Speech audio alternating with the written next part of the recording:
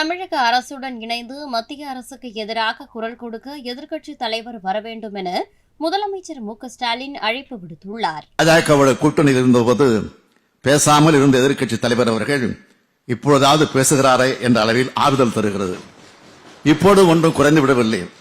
மாண்புமிகு எதிர்க்கட்சித் தலைவர் அவர்கள் எங்களோடு இணைந்து ஒன்றிய அரசுடன் நிதி பெற குரல் கொடுக்க வேண்டும் என தங்கள் வாயிலாக நான் கேட்டுக் கொள்கிறேன்.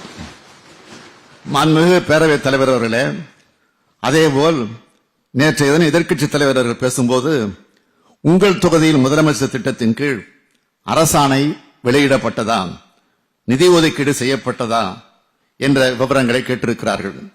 சட்டமன்ற உறுப்பினர்கள் அவர்களது தொகுதியில் நீண்ட காலமாக நிறைவேற்றப்படாத 10 முக்கிய கோரிக்கைகளை அந்தந்த மாவட்ட ஆட்சித்தலைவரிடம் அனுப்பி வைக்குமாறு நான் கடந்த 22/8/2022 அன்று சட்டமன்ற உறுப்பினர்களுக்கு எழுதிய கடிதத்தில் கேட்டுக்கொண்டேன்.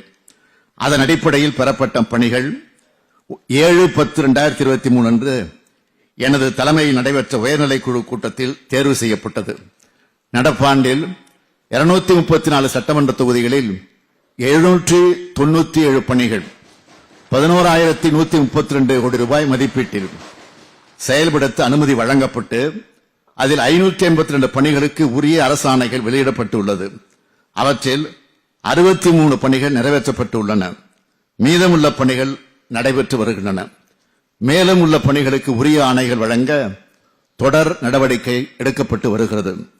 மாண்புமிகு எதிர்க்கட்சித் தலைவர் அவர்கள் இத்திட்டத்தின் கீழ் அளித்திருக்கக்கூடிய அவர் தொகுதியின் கோரிக்கைகளில் 5 கோரிக்கைகள் நடப்பாண்டில் எடுத்துக் கொள்ளப்பட்டு அவற்றில் 3க்கு உரிய ஆணைகள் வெளியிடப்பட்டு அதில் ஒரு பணி முடிக்கப்பட்டுள்ளது.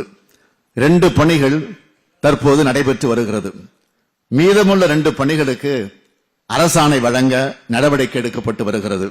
எனவே இந்த அரசு சொல்வதைத்தான் செய்யும், செய்வதைத்தான் சொல்லும் என்பதனை மாண்புமிகு பேரவைத் தலைவர் வாயிலாக எதிர்க்கட்சித் தலைவருக்கு தெரிவித்துக் கொள்ள விரும்புகிறேன். செய்திகளை உள்ளது உள்ளபடி தெரிந்து கொள்ள ரெஃப்ளெக்ட் நியூஸை சப்ஸ்கிரைப் பண்ணுங்க.